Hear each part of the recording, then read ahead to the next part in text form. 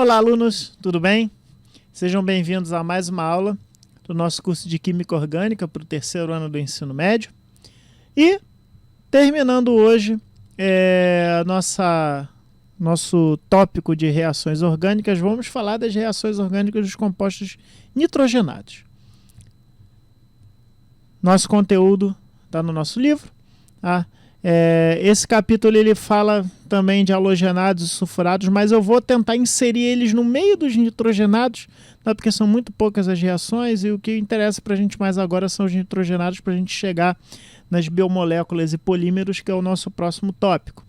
Mas tem outras coisas lá, quem puder dar uma lida, uma complementada, tá? Que são capítulos longos, eu tento pegar o que é mais importante, mas é sempre bom ter curiosidade de ver outros tipos de reação lá.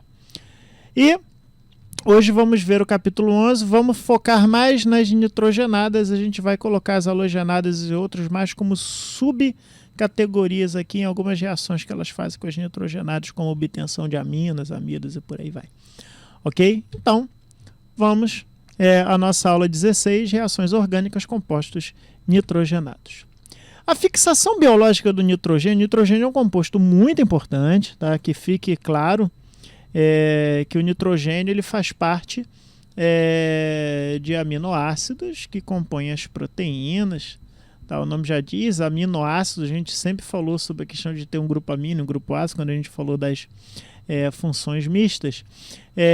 Eles fazem parte do DNA, que tem as bases nitrogenadas, dos aminoaçúcares, que fazem parte das proteoglicanas, enfim, o nitrogênio ele é muito importante na biologia, tá? E uma coisa que alguns organismos podem fazer, isso daqui é uma raiz de leguminosa, tá? Com alguns nódulos, e nesses nódulos a gente tem bactérias do gênero Rhizobium. E são bactérias que fazem isso, tá? Elas pegam o nitrogênio atmosférico e fixam em amônia, eles transformam em amoníaco e conseguem utilizar o nitrogênio da atmosfera para fazer seus compostos nitrogenados. Então, você vê a importância do nitrogênio tão grande, a gente consegue tirar nitrogênio, inclusive, da própria atmosfera. E tem outras bactérias, aqui são as bactérias nitrificantes, tá? E tem as bactérias denitrificantes, que vão pegar o nitrato, que é o produto final de nitrogênio mais oxidado que a gente tem, e através de respiração anaeróbia, vão transformar isso em nitrogênio novamente. São as denitrificantes. Essas bactérias denitrificantes que denitrificam o solo. Então elas vivem num equilíbrio muito grande, né? E aí depois, obviamente, esse nitrogênio vai ser reciclado e transformado por essas bactérias Rhizobium, de novo, em nitrogênio fixado. Inclusive, se essas bactérias fossem eliminadas da Terra, acabou a vida na Terra. Olha só para vocês verem a importância do equilíbrio no meio ambiente. A gente consegue ter nitrogênio no solo para as bactérias usarem e para as plantas, né, usarem, né, porque na verdade elas estão associadas às plantas justamente por causa disso, porque elas vão dar nitrogênio para a planta também na forma de sais minerais, né, na forma de compostos salinos, e a planta vai transformar isso em compostos orgânicos nitrificados e o boi se alimenta disso, nós nos alimentamos do boi e pronto, o ciclo da natureza está feito.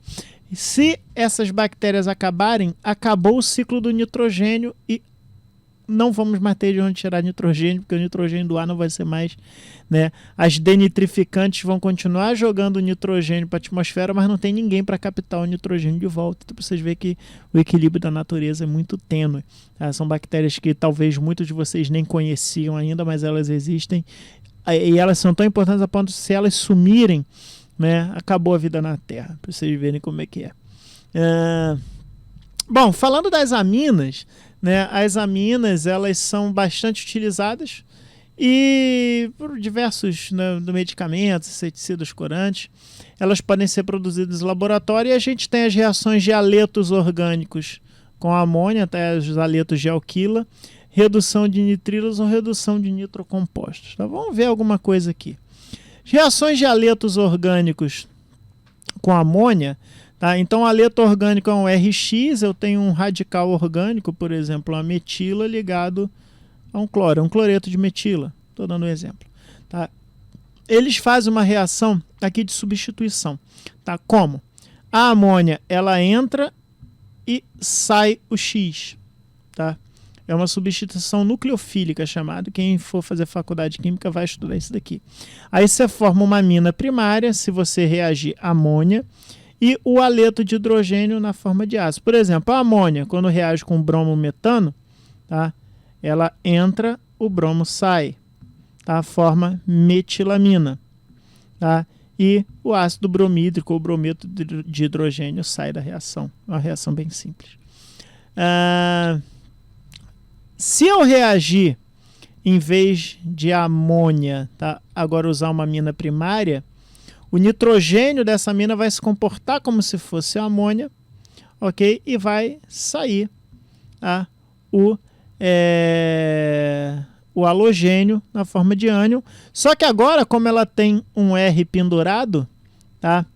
Ela vai virar uma amina secundária. Vai ficar com esse R pendurado aqui, junto com o nitrogênio. Então, ó, a metilamina, ela vem, sai, obviamente, entende-se que sai um desses hidrogênios aqui para combinar com a HBr. Vou ter a dimetilamina. E se for uma amina secundária com haleto orgânico, mesmo comportamento, vai sair aqui o nosso halogênio, só que agora eu vou ter uma amina terciária. Tá vendo? A dietilamina chegou aqui, expulsou o bromo, vira trimetilamina. Tá? Então é uma forma simples de se obter aminas ou transformar aminas primárias em aminas secundárias utilizando haletos de hidrogênio. São ótimos reagentes. Tá? Algumas propriedades das aminas, né, que a gente já sabe que elas são básicas, né, que a gente já viu. Por elas terem esse par de elétrons aqui isolados, eles podem ser cedidos, né, para compostos ácidos, como por exemplo a reação com a água. Ela forma, né, a água aqui, ela vai ser quebrada, ela vai funcionar como ácido, que é a teoria de Bronsted que vocês estudaram. Vai sair H+, OH-, e aí o H+ vai se colar aqui e vai formar o NH3+ aqui colado à metila, que é o íon metilamônio. Tá? Metilamina, quando entra o H+, vira metilamônio, muda o nome. Tá? E OH-, a solução fica básica porque liberei hidroxila. Tá? Então as aminas acabam por liberar hidróxido dentro da teoria de Arrhenius, acabam sendo consideradas bases também. Que elas alcalinizam os meios, elas são bases. Então, aqui de novo, tá? O que acontece? Esse par de elétrons do nitrogênio, ele é doado integralmente para o H+,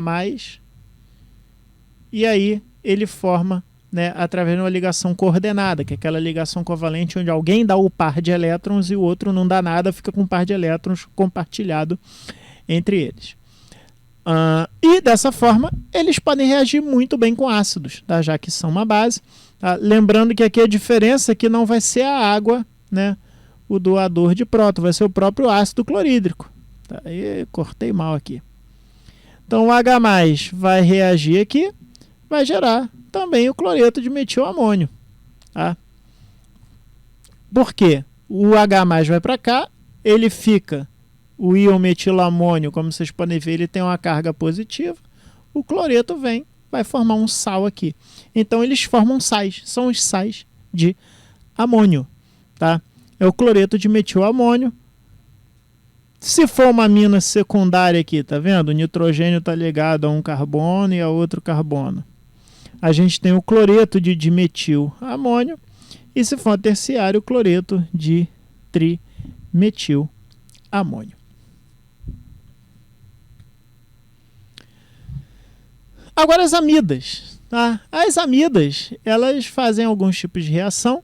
Temos algumas aplicações. Um exemplo aqui é o NN-dietil-3-metilbenzamida. Veja bem, isso daqui é uma benzamida, só para a gente ver. Tá? Carbono 1, carbono 2, carbono 3. Olha o metil aqui. Por isso que é 3-metilbenzamida.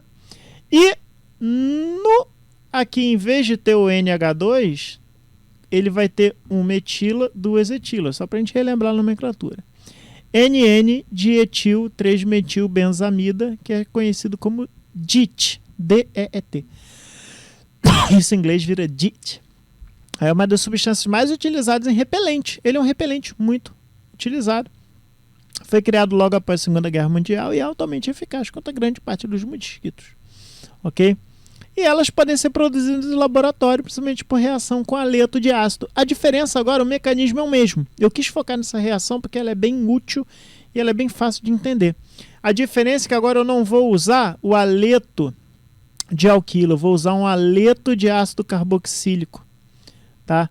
O haleto de ácido carboxílico, ele é assim, ó, ele tem C-O, em vez do OH vai ter um cloro, um bromo, um iodo. Mas a reação é exatamente a mesma, porque a amônia vai chegar aqui, vai expulsar o halogênio e vai entrar no lugar, vai virar amina e vai virar haleto de hidrogênio. Raciocínio é exatamente igual, mas só que agora eu estou formando uma amida e não uma amina. Então, para formar amina, eu uso haleto de alquila. Para formar uma amida, eu uso haleto de ácido para aproveitar essa carbonila, que é esse C-O que ele tem aqui. Obviamente, reagir com amônia tem uma amida primária. Reagir com a amina primária, em vez de amônia, eu tenho com haleto de ácido, eu vou ter uma amida secundária. E se eu reagir uma amina secundária com haleto de ácido, eu tenho uma amida terciária. Sempre liberando o haleto de hidrogênio no final. Alguns exemplos aqui, amônia com cloreto de etanoíla, tá? Aí a gente usa o termo etanoíla, tá? Etano, porque são dois carbonos ila, tá? Tem o cloreto de propanoíla, de butanoíla, de terrabutanoíla, e tanto faz. É uma nomenclatura que a gente não trabalhou, mas existe que a gente não viu, esses cloretos de ácido, ou cloretos de acila. Eles também são chamados de cloretos de acila, tá? Obviamente, como eu falei, no nível médio a gente dá uma introduçãozinha às funções orgânicas, ainda existe um monte de função orgânica, quem for estudar química vai ver que ainda tem outras mais peculiares, assim. Ok? A gente estuda só as principais zonas mesmo aqui no ensino médio.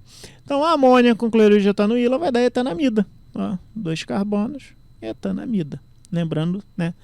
Eu nem já passei direto porque eu já sei que você já sabe que a amida é carbonila ligada à amina. Tá? Metanamina vai gerar N-metilmetanamida, lembrando que a metanamida está aqui, tá? Substituir um hidrogênio por metila, N-metil. E a dietilamina com cloreto de etanoíla dá N de metiletanamida mais o HCl, que é o subproduto de todos esses compostos.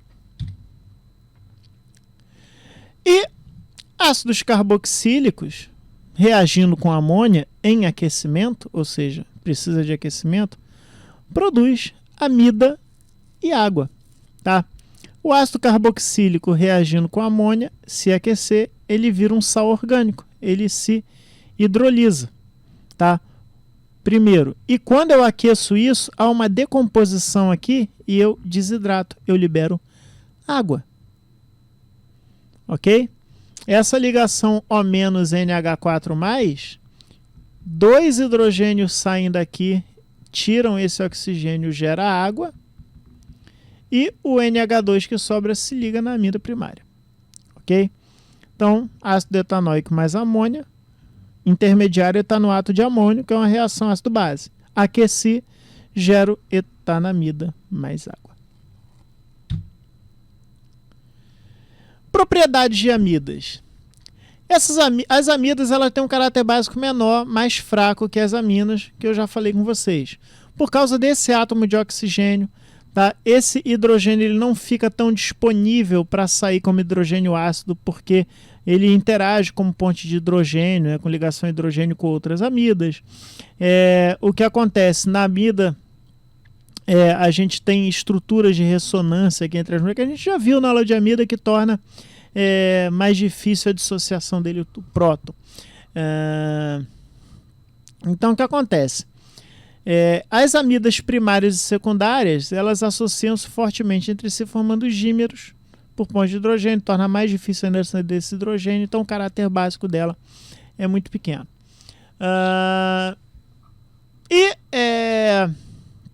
As amidas, se você reagir ela com ácidos e água, tá? Você pode formar o ácido carboxílico correspondente, tá? Você trocaria isso daqui por HCl, por água, tá? Mas você tem que estar em meio bastante ácido para isso, ok? E esse ácido ele acaba vindo da molécula de água e você forma o sal cloreto de amônio. É uma reação que pode acontecer, tá? De amido com ácido e presença de água, formar o ácido carboxílico correspondente à quantidade de carbonos daquela amida. E elas também podem reagir com bases, só que quando ela reagir com base, ela vai se comportar como ácido. Vai formar o ácido carboxílico só na forma de sal, não na forma protonada, tá? E aqui liberar a amônia. Então, elas têm até um certo caráter anfótero de tanto ter ácido, caráter básico, quanto caráter ácido. E aí, vamos aos aminoácidos, porque os aminoácidos, eles são aminas, né? São ácidos, e quando nós reagimos uma amina e um ácido, a gente gera uma amida, tá? Como isso vai acontecer? Então, eu quis pegar esse exemplo dos aminoácidos, porque isso é uma molécula do nosso cotidiano, faz parte das proteínas, tá? Então, relembrando aqui um aminoácido, ele tem um carbono, que a gente viu que é um carbono quiral. Olha só, relembrando aqui. Ele é um carbono quiral, porque ele é um carbono assimétrico. Ele tem carbono e tem 4 coisas diferentes ligadas a ele. Um hidrogênio, uma carboxila ácida e uma amina e um grupamento R. Esse grupamento R que vai diferenciar os aminoácidos tem 20 no total. Tá? Por exemplo, a glicina é o único aminoácido que não é quiral. Olha que interessante. Único não quiral. Todos os demais são quirais. A partir da metionina, que a metionina, o R é um CH3, já é quiral. Por que aqui eu tenho hidrogênio e hidrogênio? Então não é um carbono assimétrico, eu tenho 2 hidrogênios iguais aqui.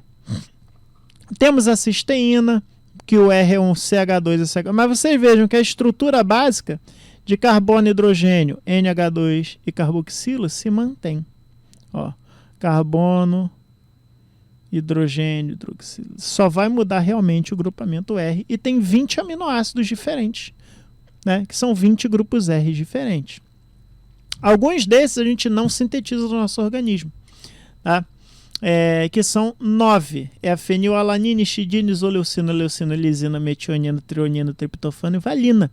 Esses são chamados aminoácidos essenciais, porque a gente tem que obrigatoriamente comê-los para que eles façam parte das nossas proteínas, tá? Então, por isso eles são chamados aminoácidos essenciais. Os outros 11 são chamados aminoácidos não essenciais, porque esses nós sintetizamos. Beleza, show de bola, sem problema, sem estresse, nós sintetizamos numa boa. Então, esses a gente não precisa se preocupar em ingerir da nossa alimentação. Bom, e os aminoácidos, eles têm uma característica interessante, que em diferentes pHs, tá, o grupo carboxila é ácido. Tá? Então, o grupo carboxila COOH, tá, ele vai ser ionizado em... Faltou o carbono aqui.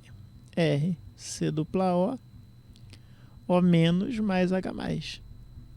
Da mesma forma que o grupo amina, ele é básico, como a gente viu. Tá? Então, RH2 mais H+, eles têm um equilíbrio ácido-base associados a ele, que é o RNH3+. Então, o que acontece? Quando o aminoácido está em meio muito ácido, tá? Isso daqui vai ficar com hidrogênio aqui. Por quê? Pelo princípio de Le Chatelier, vamos olhar aqui no equilíbrio 1. Tá? Se eu tenho muito ácido aqui do equilíbrio químico, o meu equilíbrio vai para cá. Lembrando que isso daqui é um equilíbrio químico. Vou até fazer direito aqui, tá? Porque são ácidos e bases fracas. Então, o meu aminoácido vai ficar com o hidrogêniozinho aqui. Agora, a minha amina, em excesso de H+, é o contrário, ela vai ficar positiva. Então, esse aminoácido, o que acontece? As proteínas, elas conseguem ter ou não alguma carga associadas a ela, e isso influencia na solubilidade, na estabilidade. Olha que interessante, elas podem se comportar como íons, os aminoácidos, ou seja, a proteína como um todo. E olha que interessante. Agora, o aminoácido em meio muito alcalino, o meio alcalino, ou seja, com muito OH-, ele vai neutralizar isso daqui, vai baixar. Então, pelo princípio de Le Chatelier, para a gente repor H+, eu vou começar a hidrolisar ácido. Ele vai ficar mais na forma CO-. E aqui vai acontecer o contrário, porque o H+ está desse lado. Se eu baixar a concentração dele por causa do OH-, que vai começar a reagir com ele e formar água, eu desloco o equilíbrio para cá e a minha amina vai ficar sem carga. Então, em meio muito alcalino, eu tenho eles com mais cargas negativas. E, obviamente, em meio neutro, ou seja, em meio neutro eu vou ter um equilíbrio aqui. Ele vai estar com carga negativa e ele vai estar com carga positiva, eles se anulam. Bem interessante esse comportamento dos aminoácidos. Então, por isso que as proteínas podem ter carga ou não, tá? Na química de alimentos, a turma que tiver química de alimentos ano que vem, a gente vai falar muito sobre isso, sobre questão de ponto iselétrico das proteínas, tal, que é onde as proteínas elas não têm carga, porque as proteínas podem ter carga e ser mais solúveis em água. Lembrando que a água, ela tem um momento de polo, ela gosta de solubilizar coisas com carga. Então a proteína com carga ela fica mais solúvel em água. São as proteínas globulares, por exemplo. Bem interessante. Agora, os aminoácidos eles reagem entre si, tá? São as reações envolvendo aminoácidos. Como funciona? Aqui está o aminoácido. O grupo ácido de um deles, né, vai reagir com o grupo amino de outro através da reação de esterificação de amida que a gente viu quando a gente falou das amidas. Ó. E parecido com a reação de ésteres da aula passada, só que agora ele vai tirar um hidrogênio de uma amina e não de um álcool. E vai formar uma nova ligação aqui, que é essa. Ó. Olha a amida aqui desenhada, ó, C-O-N-H. E essa é a ligação peptídica. E aí o que acontece? Esse grupo carboxila dessa proteína vai reagir com um grupo amina de outro aminoácido que vai incorporar aqui, e aí eu vou aumentando esse aminoácido, vou fazendo a cadeia de aminoácidos que é uma proteína. Então, os aminoácidos eles vão sendo adicionados via uma reação de esterificação. Uma reação de esterificação de nitrogênio que forma amidas. Formação de proteínas é uma reação de esterificação, como vocês estão vendo aqui, e eu libero sempre água. Essa é a química da vida, tá? Os aminoácidos, eles são unidos por ligação peptídica, que é uma ligação do tipo amida, que é uma esterificação. E aqui temos, por exemplo, a insulina. Olha só, fenilalanina, valina, asparagina, ácido glutâmico, histidina. Isso é uma proteína que tem duas fitas de proteínas, a fita de cima e a fita de baixo, que são ligadas por pontes de cisteína. Olha que interessante.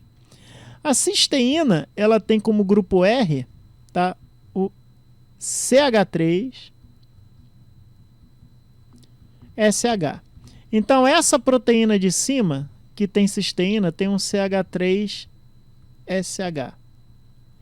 A proteína de baixo também tem outra cisteína, tem um CH3SH. Aqui, esses SHs se unem, esses Hs vão embora, e eu formo uma ponte e prendo essas proteínas. O nome dessa ponte é chamada de ponte de sulfeto, porque envolve 2 enxofres. E isso estabiliza proteínas. Ó, temos ponte de sulfeto. Temos ponte de sulfeto entre a mesma fita aqui, entre essas duas cisteínas. Olha que interessante. A gente está vendo química de aminoácidos, dando uma introduçãozinha nisso, tá? Baseado no que a gente estudou. Muito bem, vamos fazer 2 atividades aqui. O aspartame que a gente viu, né, que ele tem 2 centros quirais aqui, lembrando que as proteínas são quirais, e aqui a gente tem uma ligação peptídica. Olha que interessante. Tá? Isso é uma ligação peptídica, uma ligação do tipo amida. Tá? E o aspartame ele tem esse centro quiral e esse centro quiral aqui que a gente viu, que inclusive um deles, né, um desses enantiômeros aí, ele é inclusive amargo, né? A gente chegou a estudar isso daí. Então vamos lá. O aspartame é um adoçante comercial muito utilizado devido ao seu poder de adoçar, muito maior que a sacarose, etc, etc. Considerando a fórmula estrutural do aspartame, escreva as fórmulas estruturais das substâncias que são produzidas na reação de hidrólise do aspartame no estômago. O estômago tem ácido, é um meio ácido. Tá? Tem água lá, em meio ácido. O que a gente vai ter? já tinha achado para vocês aqui a ligação peptídica. A amida. Eu vou hidrolisar a amida. O que eu vou ter? Eu vou ter esse composto aqui, que agora vai voltar a ser um ácido, porque quando eu quebro aqui, esse daqui é o ácido e esse é a amina. Lembrando que a formação de amida, tá, é um ácido carboxílico mais uma amina. E vou gerar essa amina aqui.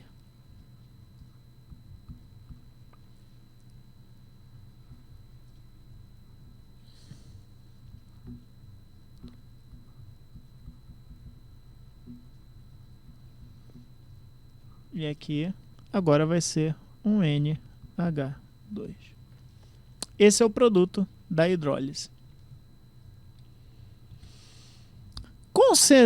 Questão 20 da página 232. Concentrações elevadas de aminoácidos encontradas no plasma ou na urina são sintomas de vários tipos de doenças.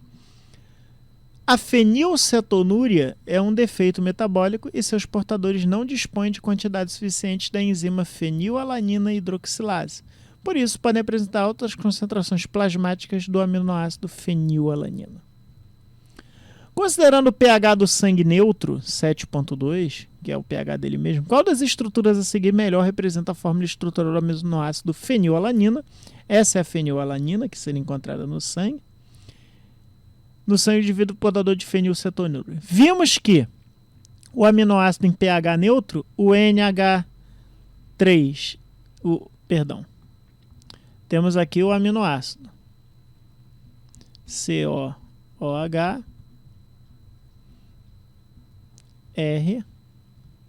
RNH2. Vimos que no pH 7,2, que é um pH neutro, isso daqui vai estar assim e isso daqui vai estar protonado. Ambos com carga zero. Então é só achar aqui, que é a letra B. Tá vendo? Ó? Parte amino com próton, parte carboxila sem o próton. Isso é o que acontece no pH neutro. Ok? Então, gente, terminamos as reações orgânicas, demos uma pincelada nas mais importantes, que é interessante para vocês. Espero que tenha sido proveitoso. Agora, faltam 2 aulas para terminar o nosso curso. E nas 2 próximas aulas nós vamos estudar polímeros, tá? Tanto os naturais quanto os sintéticos, que é a última parte do livro, os últimos capítulos deles, e encerramos a nossa matéria. Tá? Qualquer dúvida, a gente está à disposição. Pode entrar em contato, não esqueça de acessar as nossas plataformas para ver as atividades e os materiais lá dispostos para vocês. E bons estudos, até a próxima. Tchau, tchau.